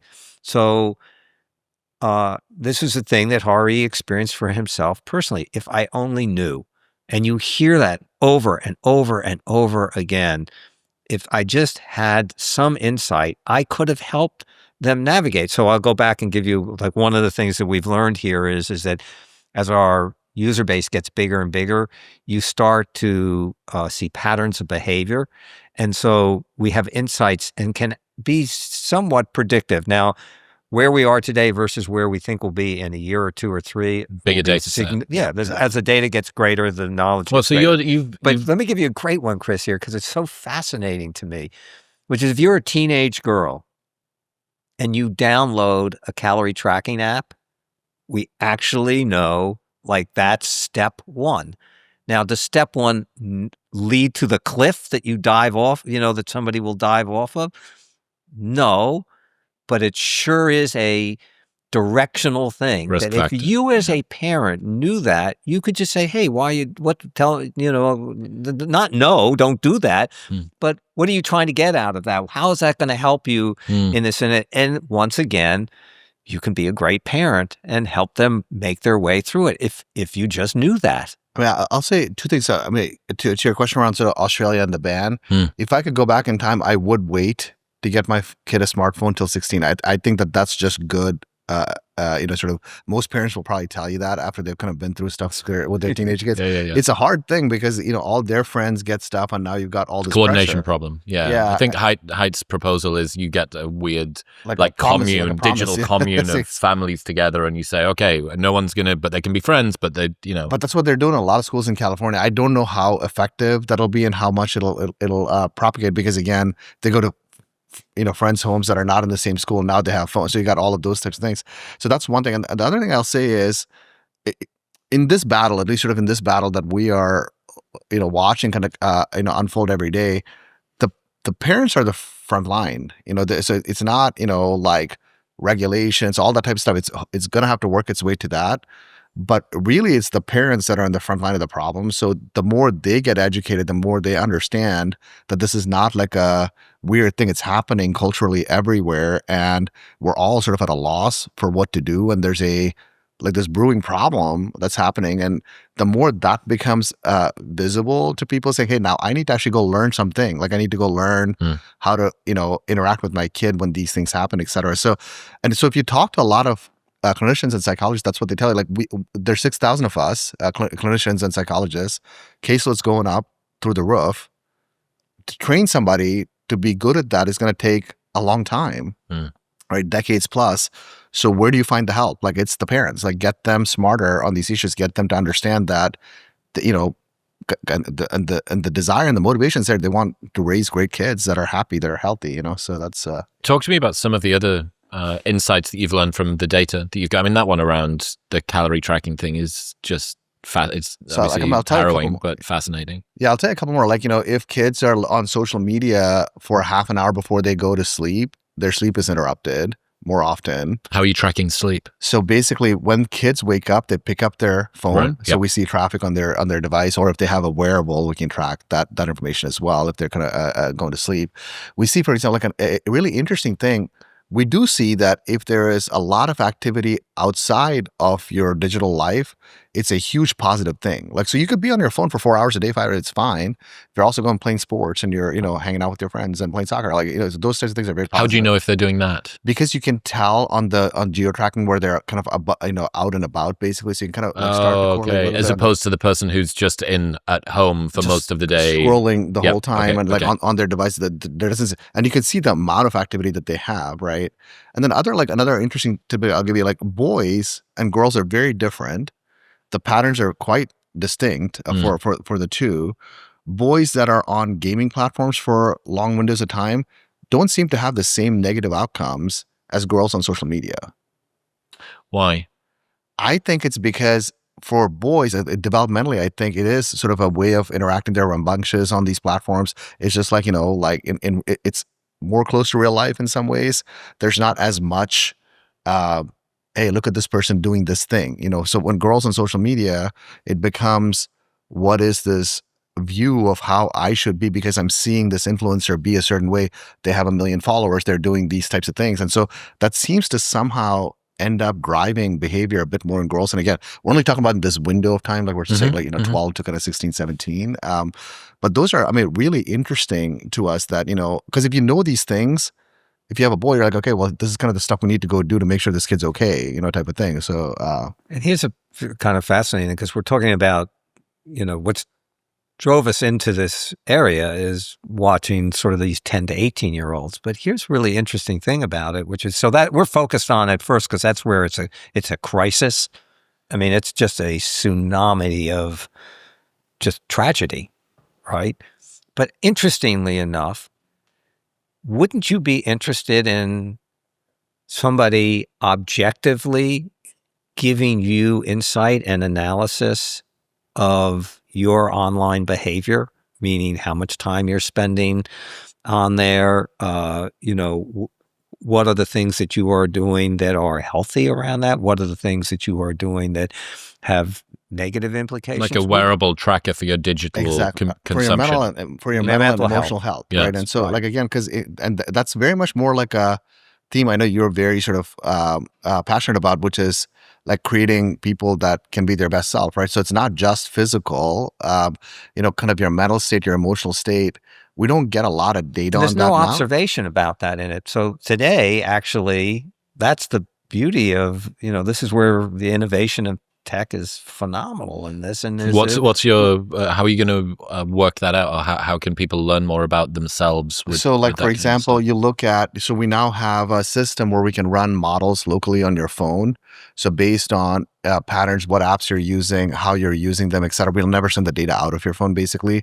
We'll do the compute locally that says, okay, well, here's sort of what your work-life balance sort of looks like, because you can see what work apps you're using, what, personal apps you're using. We can say when you're on these things, all your patterns of behavior and relative to your mental. And like even sentiment, right? So we look at it and say, hey, like when you're on these things doing this kind of work, you're not happy. We notice that your mood is actually sort of dipping. How do you know mood? So we do a sentiment composite, and you can do it with a lot of features, even things like how fast you type on your phone, how hard you push the keys. No way. So you can get all these markers that basically say, hey, like, or the frequency, like, let's say you're in an angry mood, and, how quickly you're responding back to somebody, right? Wow. And if the user allows, we can also get text, and we can, look at the text as well, which again is up to the user if they want to or not. So you take all these things, and you feed it back to you in a positive way, in a usable way, where the language that comes back to you is in a coaching manner. I imagine Chris, yesterday, you were not having a great day. Something happened along the way here. You went to a store, got tried to exchange something. You got in an art, like it will actually. I'm looking forward to it for myself. So where are you at with this? How that's net. We want to get through the teenage thing, which we've just launched, right? That's so fourth quarter of this year is sort of the first MVP of it come out. Actually, I was showing Luke this, and he was like, "Oh, I really need this for myself." Okay, I do need to call this out. So Luke regularly posts, it's whatever the opposite of a flex is. He posted 12 hours of screen time, 10 hours of which was on WhatsApp previously, if you follow him on Instagram. But he'll famously compare that to his sleep. So he had twice as much screen time as sleep time for a little bit of it. I mean, look, I I think that idea of some kind of wearable tracker. You don't have to wear anything. But the insights from a wearable coming out of your activity. Yeah, exactly. I mean that I would use that in a heartbeat. That wearable is actually more about your physical, of course, physiology. Yeah. This is actually about your mental, right? Mm-hmm. We can tell now by that 8 hours a day what you're doing on that device, your state of mind, when you're happy, when you're not, what's making you happy. I don't know whether you're going to break some degree of data protection here. Can you use front-facing camera to do micro-expression stuff? You could. I think there's a little bit, when you start looking at images, there's CSAM regulations that you have to worry about. With TikTok's got it in their terms of service. So, honestly, I think that even just tabulating stuff and saying, here's sort of what we're seeing for broad patterns, we see users like, wow, like I didn't know that. Like that's really like Luke posting, even screen time data. Yeah. Which I mean, I'm using external apps because even though Apple's tried to become more sophisticated with screen time and limitations, it's not good enough. Yep. So you know what I always think about? It's so funny. You remember when, before there was the torch function on your home screen? Yep. That there was third-party apps. Yep. That was a torch. Yep. That had worked out. Or I think you went and recorded a video, but didn't press the video thing and turned the torch on. You had to jailbreak your own iPhone in an attempt to try and get it to do the thing you wanted it to do. Yeah. And it seems to me like this is another situation where the lumbering Leviathan behemoth that is a combination of governmental regulation, tech, cultural inertia, understanding what it is that parents should be doing, all of these things can't keep up quickly enough, which is precisely this is what entrepreneurs do. Yes, you get out ahead. They find a lane. Yeah, that's a good point. They see where something is missing and just go get in there. Innovate like crazy around that idea. Even, at some point, maybe these, behemoths will be motivated by what we are doing to take on some of this themselves. Look, we saw this with the Linktree. You know Linktree? No. So it was like a way for you to have a very simple listing of a bunch of different links. So in Instagram, you could only have one link on your bio, but lots of people want you to link to multiple things. Maybe you're a recording artist and you wanted your new album, and you wanted your most recent live set, and you wanted your merch, and you wanted your website, you wanted your email form or whatever it was. And Linktree allowed you no coding needed, drag and drop, like making another social media thing, and you would press that. This thing was worth, it was an Australian company, it was worth a couple of billion. That's a simple problem. Like, day one worth a couple of day 1,000 worth a couple of billion. Next morning they wake up to find out that Instagram has incorporated multiple links onto their bio. Yeah. So you have to be smart about it, because you have to be able to see that at some point the trend will change. So it's really interesting to us, because again, the existential issue is, hey, like as a company, again, as a human being and as a dad, what we would welcome this very much, obviously, is all of the social media companies kind of integrating together and saying, let's make sure everybody's safe. But if you're looking at it from an entrepreneur company lens, right, you say, okay, well, what happens if they just copy, they just look at this, this is really good, we should do this for all our users. They go to, which is what you're talking about with Linktree, right?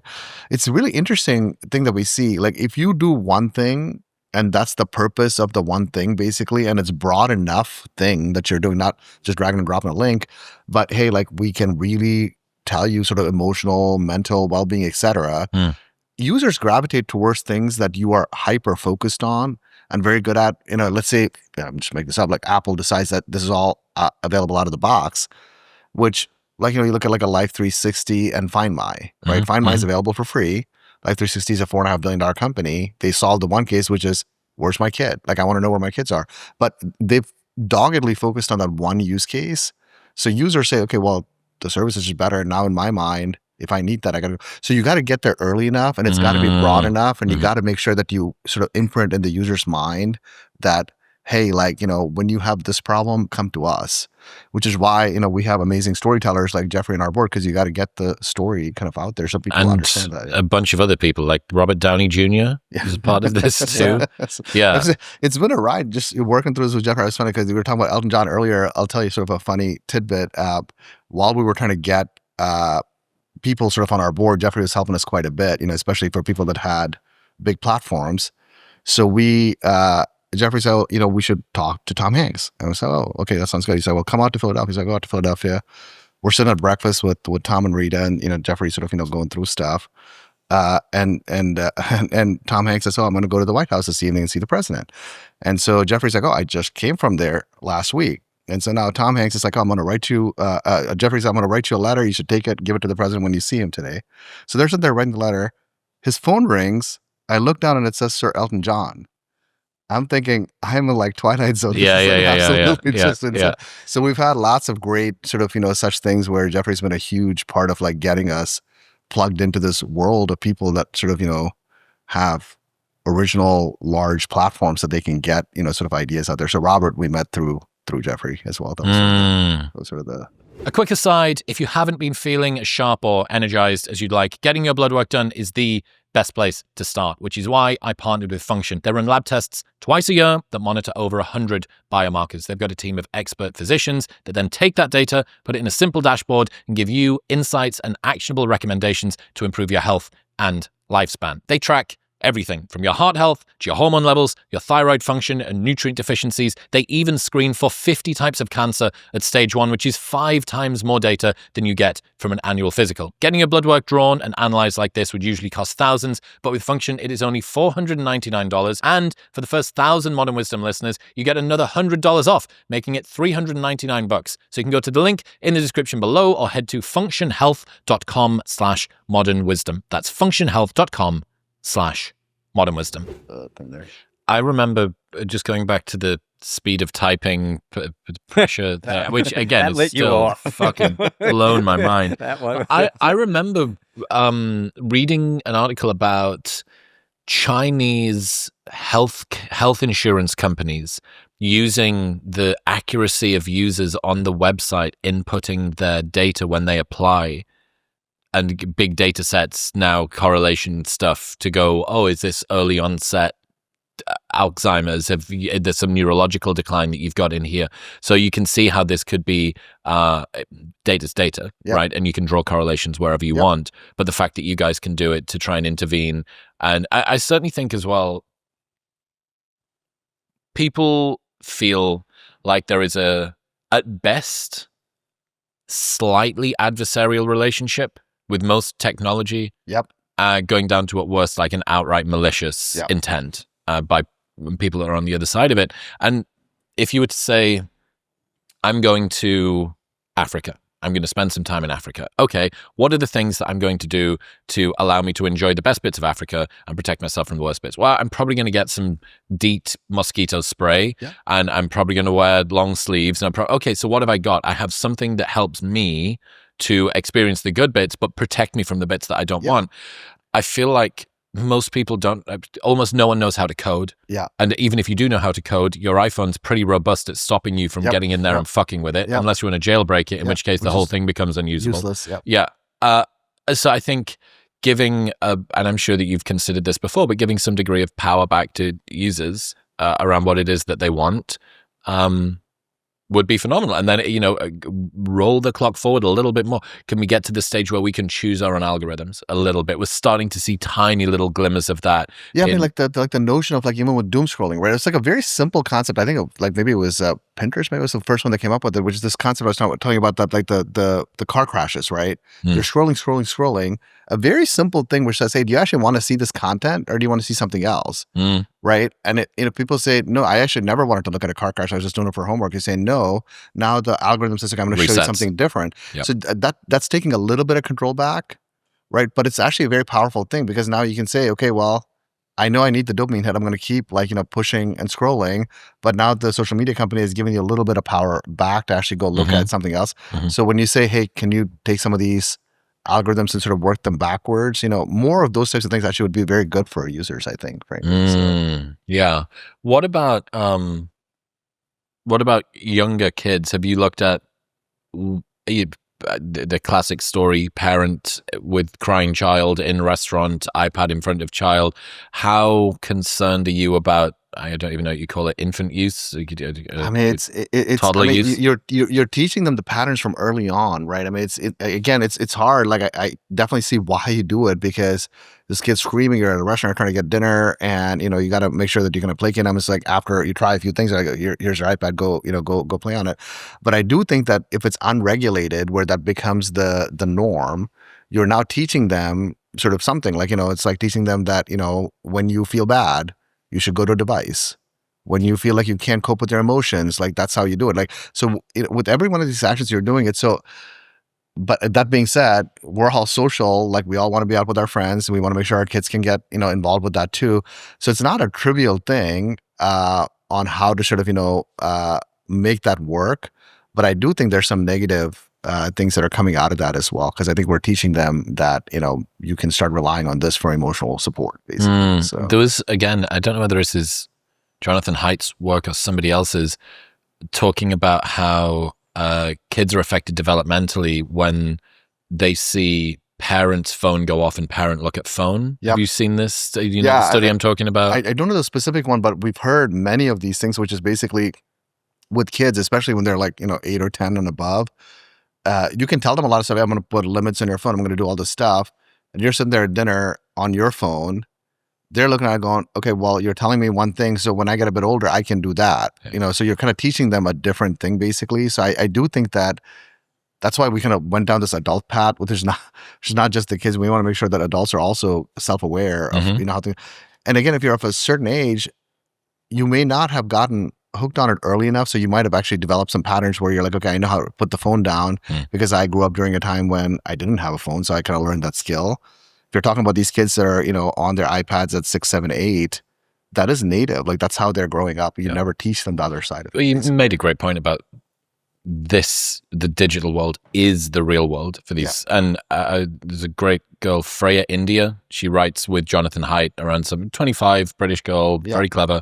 And I was bringing up to her about a common criticism. Why are young girls especially being so affected by what happens online? This isn't even real life. Yeah. Can they not have a little bit more resilience? And she made the same point you guys have, which is, well, they spend more time on digital devices than they do in the real world. So the digital world is their real world. It's more real than the real world. Yep.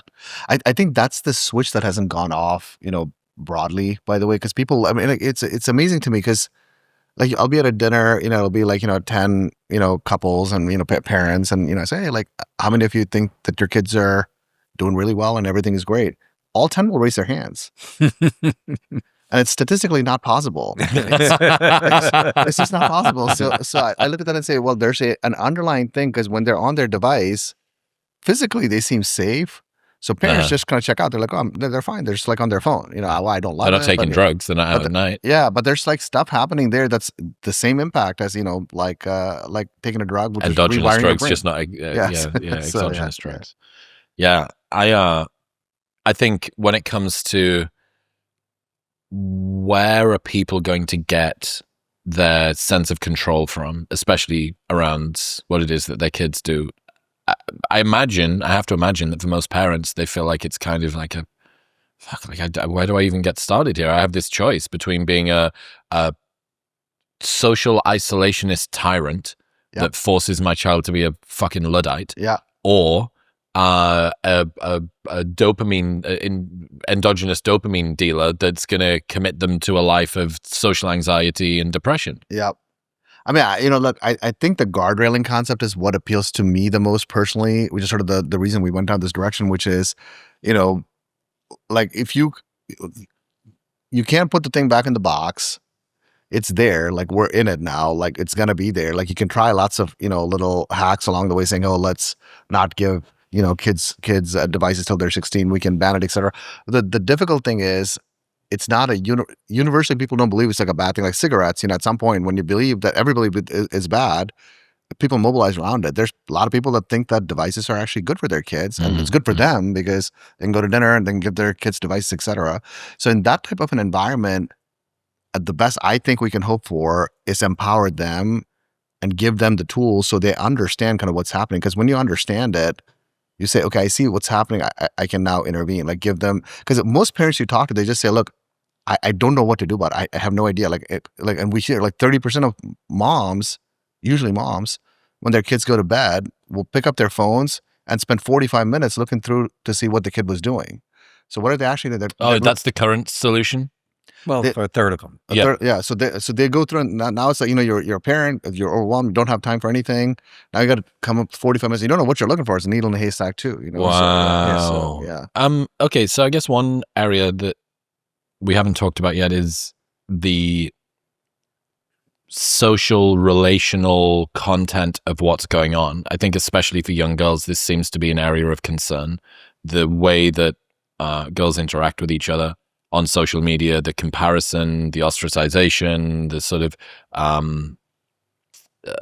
backbiting social dynamic that I'm very glad that I wasn't a female to have to navigate through. Yeah. Have you thought about what some potential interventions are to tune down the more negative behavior that happens socially on digital devices? Yes, we think about this a lot in the sense that when you know what the mood is of a child when they're going through certain things, right? So think of like a utopian state. Like, a kid wakes up in the morning, they are super happy. Everything that day is going great. Everything's positive, right? So kind of think of that as the North Star for this kid, right? Then start reverse engineering to say, okay, well, what are the different things that are chinking away from this kid to not get to that place? Oh, we noticed that you spend 3 hours today on social media, and we see that your mood dipped, right? When we compare that to a day where you only spent 30 minutes, your mood was really good, right? So you can come up with a bit of a blueprint for that child where you say, if we can kind of, craft their day in this sort of a way with their device, I mean, we're only talking about devices here, that seems to have the best possible outcome. Now, again, the physical world, we can't control, we're not in that zone. So if you can create that sort of customized blueprint, and then give parents the tools saying, hey, you know what, you ought to set up a time limit where your kid shouldn't be able to look at Instagram for 30 minutes before bed. Those types of things are starting to kind of give the parents some tools to now understand and that kind of set things up. That's really outcome-based, because you're at that point, you're saying, hey, like I'm driving towards making sure my kid is actually thriving and doing really well in an objective way. And again, and the tools are meant to be incredibly flexible in that every child, and frankly, every parent, is going to have their point of view, their perspective about what level of insight and what level of control do they want. And the level of insight and controls you want of a 12-year-old are quite different from a 17-year-old. And so being able to not only at the outset, but again, I go back to it's the easiest thing here on the driving analogy here, which is as you see your child getting better and better and being responsible, reliable, whatever those things are, you step further and further away from your oversight. And that's what the tools allow every parent to have a bespoke relationship with their child at a given moment in time. I mean, it's sort of like a Nicoderm patch in some ways, right? So I think it's probably the more perverse example of it, which is, like you start with step 3, then you work down to step 2, then, or maybe it's the opposite way, one of the 3. At some point, you're like, okay, I'm off the patch, which is really what you're trying to do is get these kids not to get hooked on habits that are negative for them. While not having to throw away all the goodness that comes with it. Like your, Africa example is very apropos, I think. So, yeah. I guess another interesting element here, and Jeff, you've spent your life around high achievers and celebrities. I think the most common job, the top 5 most common jobs, at least 2 or 3 of them is something to do with becoming famous, becoming an influencer, becoming a YouTuber. What do most people not realize about the reality of fame and attention in that way? Well, I think that, fame is fleeting. So it has its good moments and its bad moments. It tends to be, I've watched it now for decades, particularly around stardom of whether it's any type of artist, writer, director, producer, actor, actress, TV, musician, bands, this sort of roller coaster that celebrity has, it's brutal. And, it's a very challenging thing emotionally, I think, for anybody to go, for an athlete. You think of these ups and downs that you have. Mine just is always as best one can. Don't let the highs take you too highs, and don't let the lows take you too lows. And for the most part, it's not fatal. For me, I've always believed that I've learned more from my misses and my failures than I have from my successes. And they've made me very, very, very resilient. Very. How do you ensure that misses and failures get alchemized into something that's useful for you, as opposed to become a trauma or an issue that you hold on to, a scar? I believe in owning my failures. I think it's important to, not look to point fingers at others. And, remember, those 400 movies, 80 of them were 80% of them were dogs. The only one that has a pretty stellar track record are the animated ones, because the process is, frankly, just much more generous in terms of producing something of quality and success more reliably. But, movies, television, music, they're brutal. And so maybe that's just the armor that you get, that you wear, that you learn. And, I've had those super high moments and super lows. At probably the moment of early in my career, my greatest success at Disney, I got fired. It's kind of crazy. When you look at the summer of 1994, the biggest movie in the world was Lion King. The biggest soundtrack in the world was the soundtrack from Lion King. The number one TV show was Home Improvement. Beauty and the Beast was a hit show on Broadway. Tool Time was the number one book on, like, just anywhere you could go in the world of culture and creative, measures. We were sort of, it was like what they call it, like a GOAT moment. I got fired. It was a grand slam. Yeah, I got fired. Can you tell me the story behind that? It's Shakespeare. It's complicated, I think, and for me, I try to, as I said, own it, move on. I've sort of had two different missions. I've had one became like a sort of my motto and later in life, and one was sort of my mission in my day-to-day. And so my motto in the sort of later in life is never let your memories be greater than your dreams. And so I get up every day and genuinely, I'm excited about today. I'm excited about tomorrow and next week. And I actually don't have a very strong memory gene. It's very, very weak. I don't reminisce unless you ask me questions.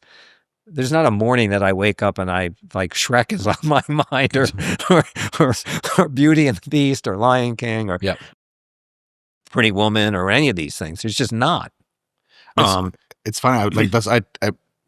I've now been working with Jeffrey about 7.5 years, and I probably talk to him every day. And people ask, "Oh, what's it like?" And that to me is the most amazing thing.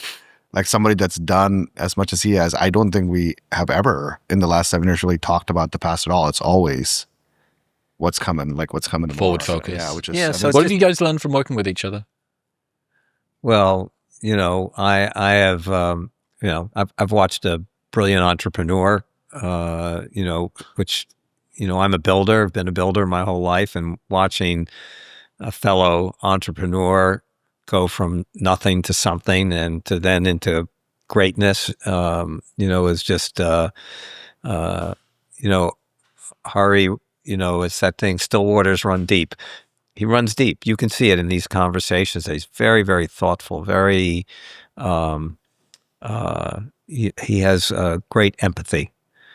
And that empathy is what's revealed itself in these last couple of years, just in watching how he has externalized a very difficult personal experience and managed to turn that to something so positive. It's a amazing, admirable quality to have. Not that many people do. And so, I mean, look, I hope to be like Jeffrey when I get older. It's like the amazing work ethic. I've never seen anything like it. Jeffrey works 7 days a week, 15 hours a day, like the level of follow through on stuff, the level of engagement. When you have a problem, we have world-class investors. We have, very smart people that have helped us build many things in the past. But I know that if I call him, he'll pick up, he'll come, help, he'll roll up his sleeves. He's there, which is great to know. And I have, seen sort of some of the ups and downs, like, between some of the early sort of investments like Quibi, et cetera, and sort of the grace with which he comes out of it. Like, when he says, oh, like, I own the problem, that's like from, we've never really talked about this, but, objectively from the outside, that's how I've always seen it, which is, wow, like, a lot of people spend a lot of time trying to position, massage, and make a bad thing look good. And it's a lot of energy and effort. It's so much easier to just say, hey, like, I messed up. Like, that's what it is. And he did that so gracefully. And I thought that's a good lesson. Like, that's I've always, I think I've probably always gotten too much credit for the successes that I've been associated with. So it made me feel like, okay, well, you should own your garbage. So, it's also great around, team, not everybody has that resilience. I always say I have rhino skin, that's very hard to, really for me to feel that pain. I've built that up over the years in this. And as I said, you learn that these things are, you pick yourself up and, you climb the next mountain. And, I'm always looking forward. I was looking forward to this morning and coming and meeting you and having this conversation with you and, just followed a little bit of what you've done with your career. To me, it's like, wow, I'm a lucky guy today. This is fun for me. This is exciting and interesting. And we can be here evangelizing something that we think is just going to make the world a better place. To get up today and to be able to be on a mission to help parents be more successful in bringing up this generation of kids. Wow. Like, what could be more rewarding? I was talking to Luke, actually. Bullying is something that I've been very interested in, not in doing, but in trying to fix. And a couple of really great researchers, Tony Volk is one of them, Tracy Viancourt is another. She's the head of Canada's Anti-Bullying Association. There's some really wonderful evidence-based interventions now, because they've tried to reduce bullying in schools and the dynamic of why it happens, how come it seems to stop as people grow up, or why is it worse at these particular ages, what's the typical dynamic. It's an algorithm not too dissimilar to the one that you guys have, just slightly less precise. Well, we actually have it, and we can tell if you're being we can bullied. identify we can it, literally not necessarily fix it, basically, which I think is some of that. Tell me more. Yeah.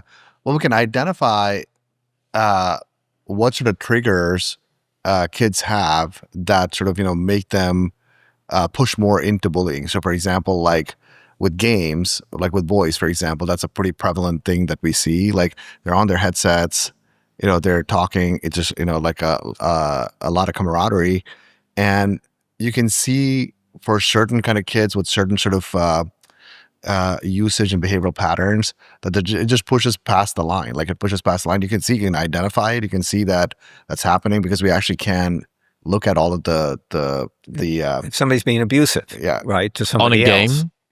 Well, no. So you can see that they're being abusive, where one of the big feature markers that we see are their behavior during video gaming ends up becoming a highly predictive feature for some of the things that we see in other behaviors. So, because for us, continuously, it's basically the causal pieces, right? Which is, hey, like, what are the things that are markers for us that tell us that there is a certain kind of behavior, good or bad, right? It's about positive or negative. So in our models, one of the things we see is, kids that tend to be a lot more rambunctious during games, that are much more, again, in that context, it's completely fine. They're not bullying or anything like that. Tends to be a big marker for cyberbullying outbound, basically. So yeah, I mean, it's a huge passion of mine. And so one, you can see it two ways. You can see outgoing behavior that has bullying in it, but more importantly, you can see when Victim it's behavior. inbound. Yep. Right. So it immediately, and that's the great thing about this is there are certain things that are red lines. So anything that is actually physically or mentally harmful to your child on the device, it'll instantly alert you. Right. So and bullying being one of the sentiments that you can tell, or anything that's predatory, nude pictures, all of those toxic things, it instantly spots that and puts that in front of the parent. That's a danger zone. So, there's one thing about sentiment and guidance. The other is, wait a minute, you just jumped the stop sign. You didn't stop for a stop sign. That could be fatal. There's a really interesting thing, which is, I think you asked a question earlier about how much of this are we like self-identifying now because, we're just smarter and more in tune with it. I have not run the data, but I would guess, and I'm curious now, so we'll go check it out and see what it says, that known problems like bullying that have been around for a while, or sexual predators, for example, that have been around a while, I think the system has figured out how to guardrail that better, where it's not increasing at the same exponential rate as some of the more new ones, like, like cutting or restricting calories, or like behavioral sort of adaptations from overusing stuff, which is very hopeful, which means that when parents kind of get more aware of these things and they can start to guardrail, maybe you can kind of so you need to expedite the learning for parents as well. That's exactly right. Have you got an idea of training parents on how to intervene, how to have these conversations also? Yeah, we spent a lot of time on that, which is basically, I think we're trying to answer three questions. The first one is my kid safe? Like, that's the first primary question, right? The second is, they're on these things all day long. What are they doing on this stuff? What's actually happening on these devices? And the third is sort of the thing you're asking, which is, what can I do about it? Right. And so there's some, sets of interventions that go from, depending on where the child is in the spectrum. So if the child is sort of on the really distressed side, we do a sort of a set of resources online where they can go talk to other parents, that they can accelerate the learning. They can ask questions. We have clinicians. We have clinicians that go and respond to questions, and we pay for it. And there's things like CBT or DBT, which are formal learning programs that if the parents, even if they do like a quick 30 minutes on CBT, like when our child was going through it, we did 23 weeks of an hour a week for the whole family of DBT. Which one's DBT? It's a dialectical. Right. So it's basically for kids that are going through, so like cognitive is sort of the mental part, and the dialectical is more also coming up with a framework and a language that we can all speak, saying, hey, like, I'm distressed. I know what your signals are, what words you're going to say to me that makes me kind of understand that. So it was really helpful. And so some of this, I mean, like the kids were like rolling their eyes and saying, I don't know why I have to do this. But at the end of that 23 weeks, I felt like they just sort of subconsciously like learn a lot from it. They don't say a lot about it. And as a parent, like we learned a lot. So it accelerated our journey a little bit. So I think for a lot of parents, if we can get that into a mode where you don't have to spend, 23 weeks like learning it, but can you get like a lot of the gist of it out there in 30 minutes type of thing. So it's really interesting to think about what sort of parenting can be accelerated by this. And the bullying piece in particular, I think is so important. What makes you? So I was bullied as a kid. Classic only child syndrome, where you're under-socialized. Spoke differently to the place that I was from. Went to a very sort of rough and ready primary school, state school, sixth form college. Okay.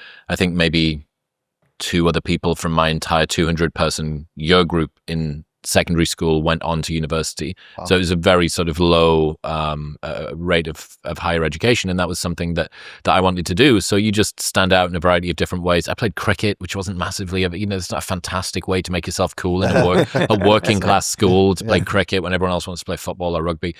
And I look, many of the things that we appreciate in ourselves, I think, are born out of the challenges that we've gone 100%. through. And, if you look at, butterfly effect your way back, you realize that if you're happy with where you are now, that you have to be happy with where you were then. Yeah. Because without that, the likelihood of you ending up here probably would be a little bit lower. You don't know whether this was like determined or simply coincidence.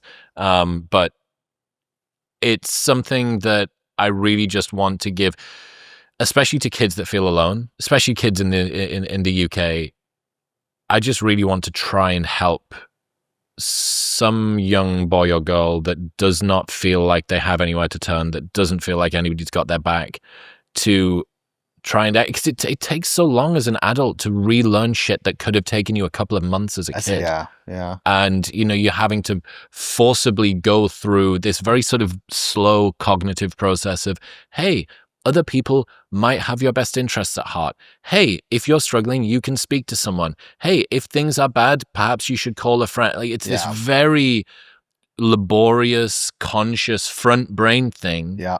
Because as a kid, the physics of your system weren't set up in such a way as to that for that to be implicit. Yeah. And I think that the level of safety and reassurance that you have that just sort of follows you around through life, it's way easier to not have to relearn that or to learn that for the first time as an adult, as opposed to just assuming it as a kid. Because it has an impact on how you, like, even like learning to ask for help, right? If you go through an experience like that, I suspect it's a little harder, right? Because you just didn't kind of establish the pattern. You don't think anyone's got your back. Yeah. So you think, fuck, like I need, and then you've got this bizarre scenario where you start dating and you've got weird secrets from a partner, and you go, why have I got this? It's because you've never learned to be able to open up to someone.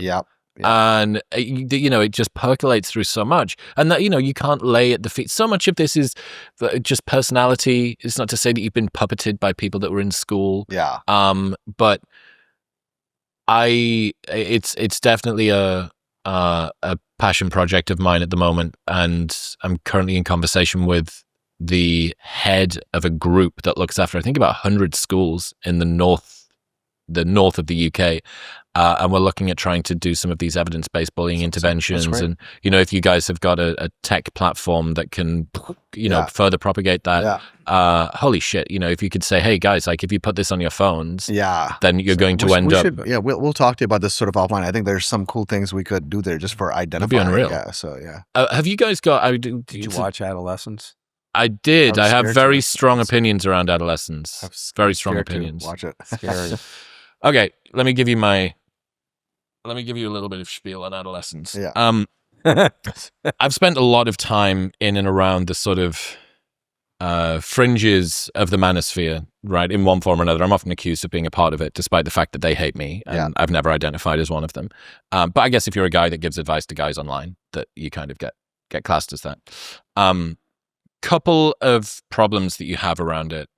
The main one being the type of language that was being used to motivate why this boy committed a murder during the series was, it didn't seem at any point that he actually intended to go and do this thing. It seemed like a very accidental killing. That was what happened, that this boy had a knife, but he didn't mean to get the knife. His friend just kind of had it on him. He didn't mean to go and hurt this girl. It was simply kind of an accident as the physical altercation began.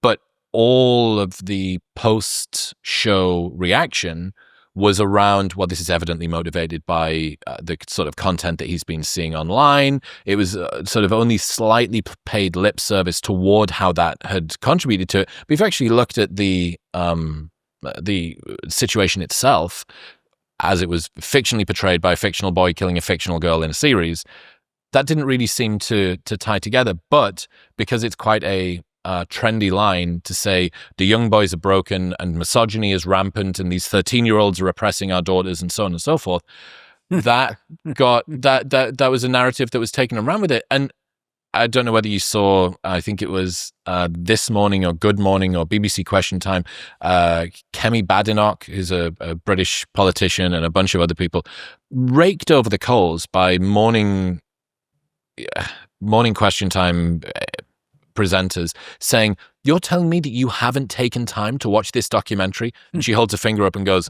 not a documentary. And they go, you haven't taken time to watch. This is one of the most important cultural moments. Later in the same conversation, this documentary is one of the, not a documentary. It's like, you know, in the same way as we should be concerned around ogres that live in fucking swamps, like it has the same amount of real world accuracy as one of those. Now, is it tapping into some trends? Absolutely. Is this stuff that we should be interested in? I think that ogres don't live in swamps. That's true. Yeah, misinformation. I get slightly concerned about creating such a huge cultural moment over something that's a fictional piece of work. Yeah, it is hugely open to interpretation. Stephen Graham meant to do this. Like it's beautifully done because you just do this thing. There's purposeful obfuscation and there's voids that are left in the story. You don't fully understand why it is that the boy did the things that he did, what his motivations were, where he came from. Comes from an intact home, very, very rare. Comes from like a good background. Didn't seem like there was that much abuse. Like dad shouts sometimes. Holy shit. Like, you know, that's a life that many kids would have dreamed to have had as opposed to the one that they grew up in. But it's being used as some sort of landmark event to explain where young boys are going wrong. I'm like, have you bothered speaking to young boys about what they're actually that concerned about? Yeah. Or are you using a very successful, highly fictional series to inform policy? We're going to show this around the UK. This should be shown in every school. It's fucking, it's rated 15. Yeah.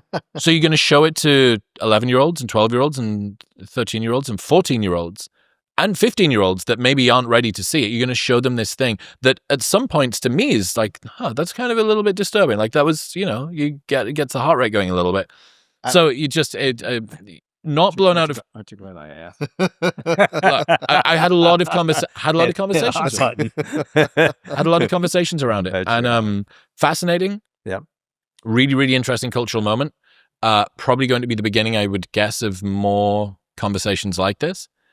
But I think what you guys are doing, the approach of people like Tracy and Tony with evidence-based interventions. What are we actually seeing on the ground? What does the data tell us about the sort of sentiment analysis that we can derive from this? What's the kind of language that these kids are using? Yeah. You know, like actually what is the language? Yeah, as look, opposed I to think it's a lot easier to jump on a train that's already moving, right? I mean, it's sort of like I haven't watched the show, but you know, sort of the way you're describing it, it just seems like this is like in the mainstream, right? I mean, and it's sort of easier for us to just villainize something, you know, like because it just makes it easier for us to like point a finger and just say, okay, like that's why this happened, like that's yeah, you know it's not like simple Jeffrey's villain. explanation. It's never that like, simple. That's Jafar. It's like, you know, it's like that's the villain, right? Yoga. So, but I think a little bit. It's never like it's really interesting because we do these like wellness labs with kids at the Boston Children's Hospital. We bring in kids of like different ages, you know, starting like 8, 9, 10, up to like 18, different socioeconomic backgrounds. We bring a different set of parents in, and so we do the setup. And like a lot of them, you ask them saying, hey, like, you know, what do you think the impact of social media is in your life? They're like, I'm so tired of talking about this. Everybody thinks that because I'm on social media, my entire life is garbage because that's like the villain. Like, you know, I'm so tired of talking about my smartphone being the worst thing, you know, in my life. I got a lot of stuff going on. You know, that's one part of a much bigger composite, right? And so and again, you know, there's definitely an amplification element that's happening from these devices, et cetera. But I think sometimes that's why I'm careful to say, like, nobody knows that it's causal. Like we all see that it's amplifying, but to simply villainize and demonize a thing and saying, hey, like that's the root of all evil, I think that's too simplistic. I mean, even there's obviously an incentive. There would be an incentive for you guys to just lay everything at the feet of smartphones. It would make your job a lot easier. Yeah, but that's not the truth. Like, I mean, you have to search for the truth. And I think for us, you know, that's in the data. And because if you really want to make something that's meaningful that actually helps people, like the simple way I think about it is when I came back from that, when my kid was coming back from the hospital, if I had come to me and said, here's this product, here's what it's doing, like, would I actually use it? Like, as my questions would be, well, what are you basing that on? Like, are you just telling me that she's using social media for 6 hours and so she's messed up? Like, you know, are you like what is like the what is the search for the truth? Like, and so in a lot of ways, I think it's a lot easier to just say, hey, that train's moving. We're going to make that the villain. We're going to jump on that thing because it's, it's taking us to a place. It's harder to do it the other way, but it's a worthwhile journey because you actually get to the truth of a thing. Yeah. So. Guys, I appreciate both of you. It's fascinating. It's really, really fascinating stuff. Where should people go? They're going to want to find out more about what it is that you're doing. Easy, Aura.com, AURA, not the OURA. Yeah, well, you've got both. I got both. I love that. Very important. So, it's really, really important. Well, thank you for having us and, for letting us share the story. And now finally we get to sit across the table from you. So thank you. It's amazing. Yeah, this was so fun. Thank you. My pleasure. Thank you, guys. Thank you. Great. Thank you very much for tuning in. If you enjoyed that episode, you will love my full-length conversation with the one and only Naval Ravikant. Right there.